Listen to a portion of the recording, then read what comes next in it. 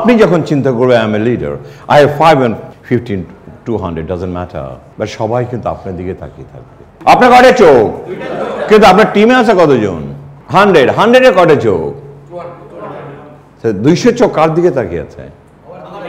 আপনার দিকে তাকিয়ে আছে। Is 100 people in front of me, আমি দুটো চোখে দেখছি, ওরা আমাকে 200 চোখে দেখছে।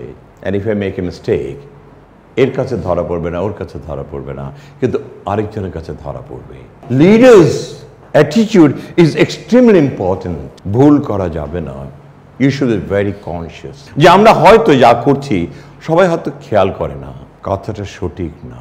Audience is extremely knowledgeable, sharp to measure you.